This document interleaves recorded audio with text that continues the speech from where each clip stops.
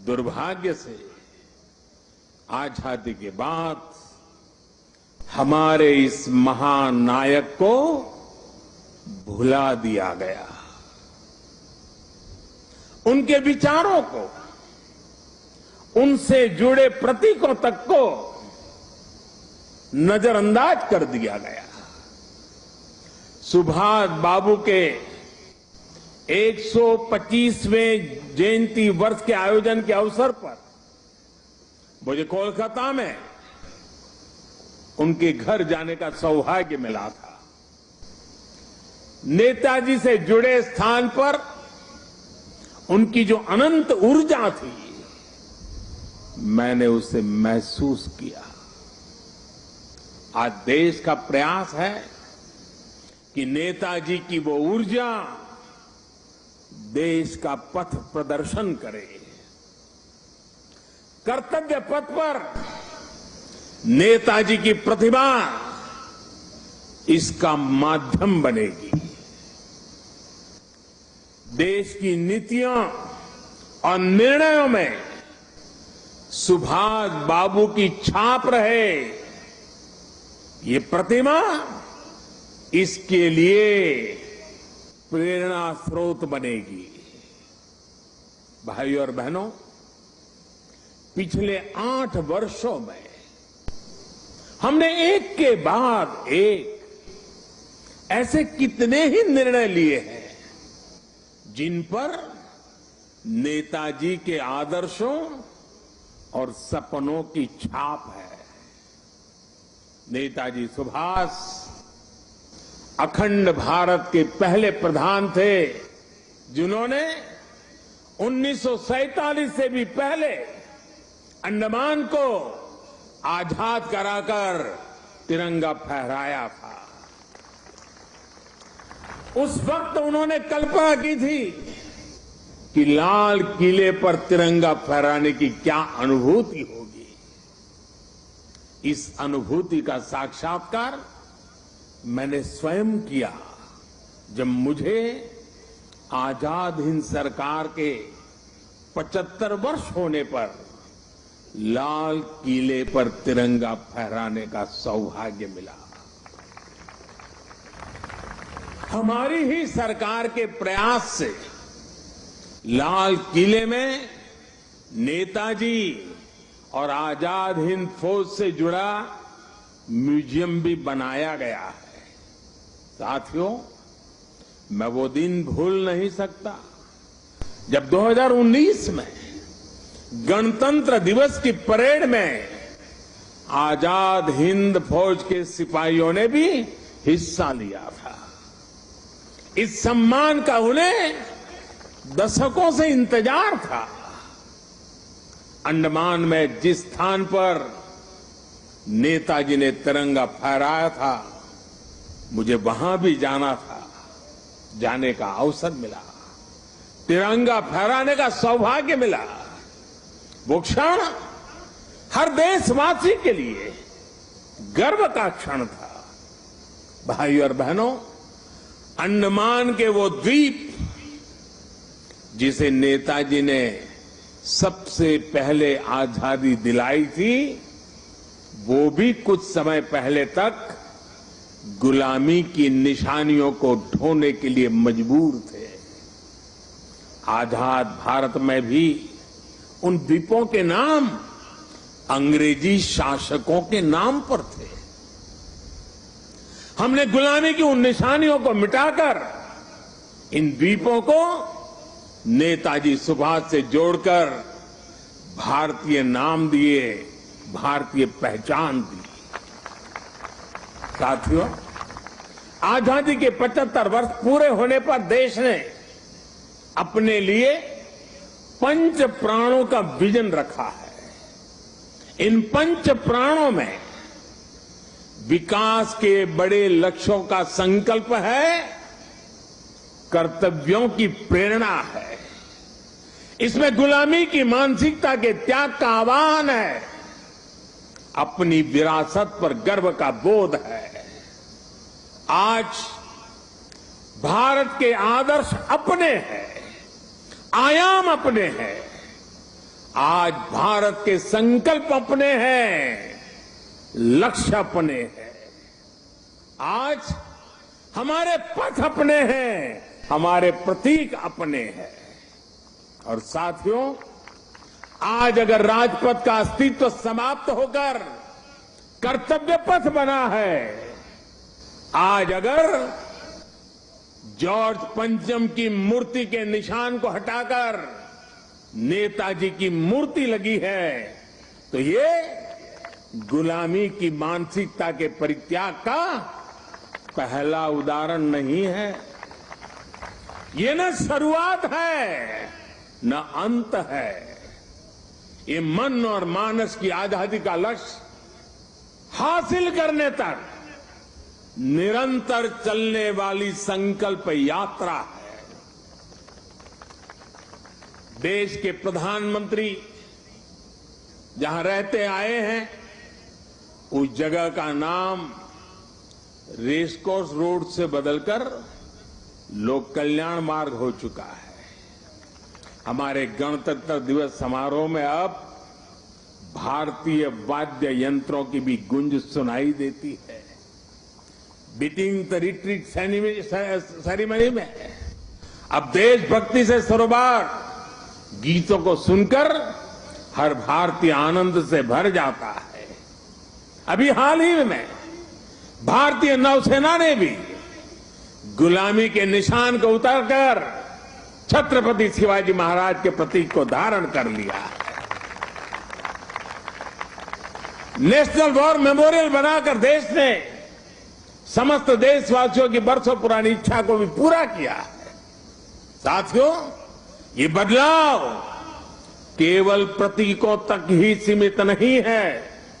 ये बदलाव देश की नीतियों का भी हिस्सा बन चुका है। आज देश अंग्रेजों के जमाने से चले आ रहे सैकड़ों कानूनों को बदल चुका है। भारतीय बजट जो इतने दशकों से ब्रिटिश संसद के समय का अनुसरण कर रहा था, उसका समय और तारीख भी बदल गई है। राष्ट्रीय शिक्षा नीति के जरिए अब विदेशी भाषा की मजबूरी से भी देश के युवाओं को आजाद किया जा रहा है। यानी आज देश का विचार और देश का व्यवहार दोनों गुलामी की मानसिकता से मुक्त हो रहे हैं। ये मुक्ति हमें विकसित भारत के लक्ष्य तक लेकर के जाएगी। साथियों, महाकवि भरतियार ने भारत की महानता को लेकर तमिल भाषा में बहुत ही सुंदर कविता लिखी थी। इस कविता का शीर्षक है पारुकुलई नल्ल नाइंगल भारत नाड़। महाकवि भरतियार की ये कविता हर भारतीय को गर्व से भर देने वाली है। उनकी कविता का अर्थ है, हमारा देश भारत पूरे विश्व में सबसे महान है। ज्ञान में, अध्यात्म में, गरिमा में, अन्नदान में, संगीत में, शाश्वत कविताओं में हमारा देश भारत पूरे विश्व में सबसे महान है।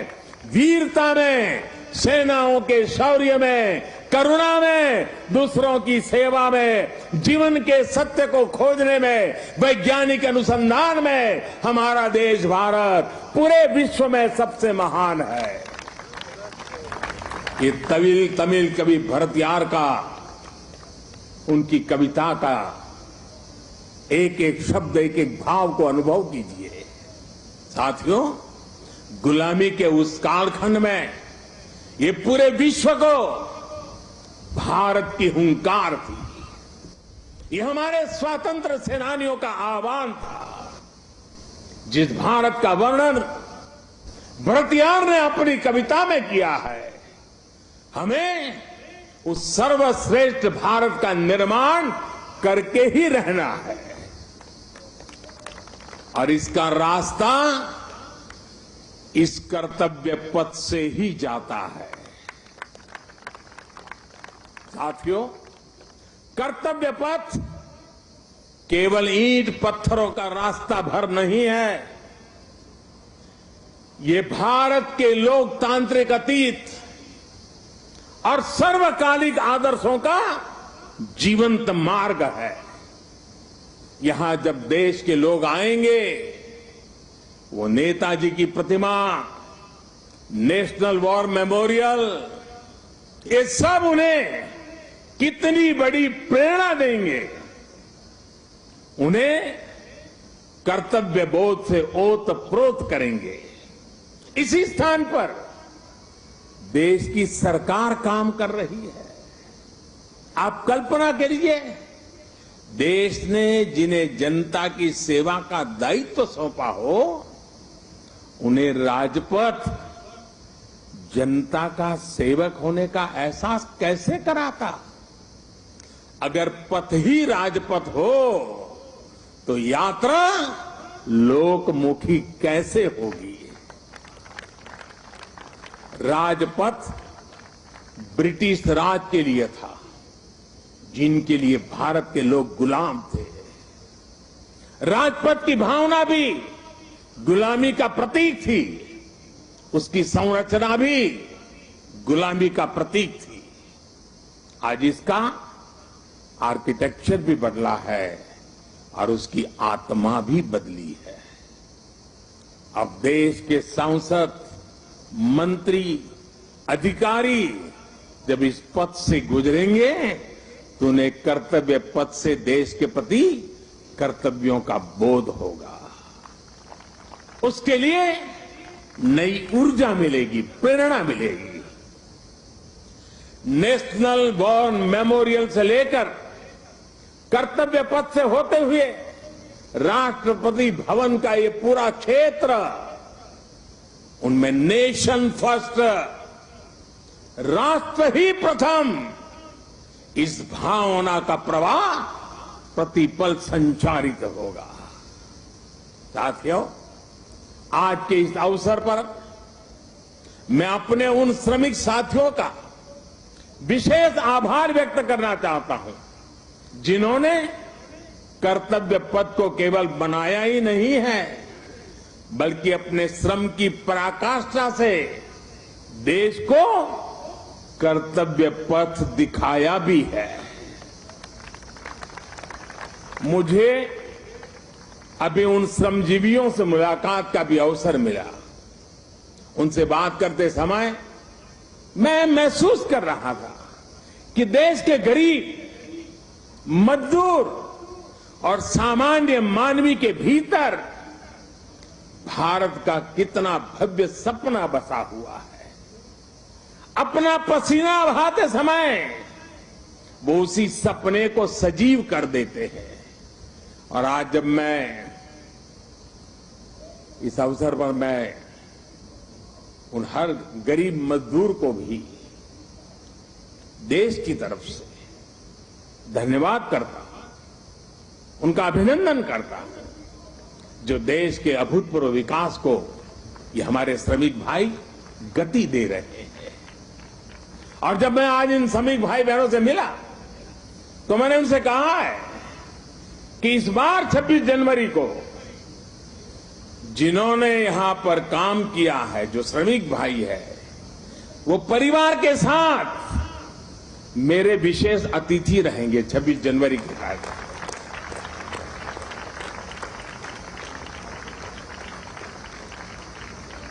मुझे संतोष है कि नए भारत में आज श्रम और श्रमजीवियों के सम्मान की एक संस्कृति बन रही है, एक परंपरा पुनर्जीवित हो रही है। और साथियों, जब नीतियों में संवेदनशीलता आती है तो निर्णय भी उतने ही संवेदनशील होते चले जाते हैं। इसलिए देश अब अपनी श्रम शक्ति पर गर्व कर रहा है। श्रमेव जयते आज देश का मंत्र बन रहा है। इसलिए जब बनारस में, काशी में विश्वनाथ धाम के लोकार्पण का अलौकिक अवसर होता है तो श्रमजीवियों के सम्मान में भी पुष्प वर्षा होती है। जब प्रयागराज कुंभ का पवित्र पर्व होता है तो श्रमिक स्वच्छता कर्मियों का आभार व्यक्त किया जाता है।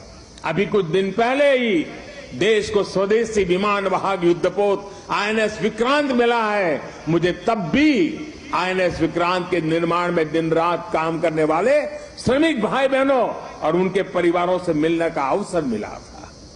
मैंने उनसे मिलकर उनका आभार व्यक्त किया। श्रम के सम्मान की परंपरा देश के संस्कारों का अमिट हिस्सा बन रही है। आपको जानकर अच्छा लगेगा कि नई संसद के निर्माण के बाद उसमें काम करने वाले श्रमिकों को भी एक विशेष गैलरी में स्थान दिया जाएगा।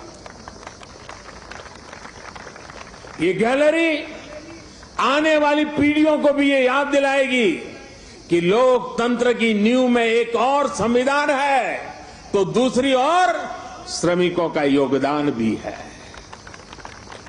यही प्रेरणा हर एक देशवासी को एक कर्तव्य पथ भी देगा। यही प्रेरणा श्रम से सफलता का मार्ग प्रशस्त करेगी।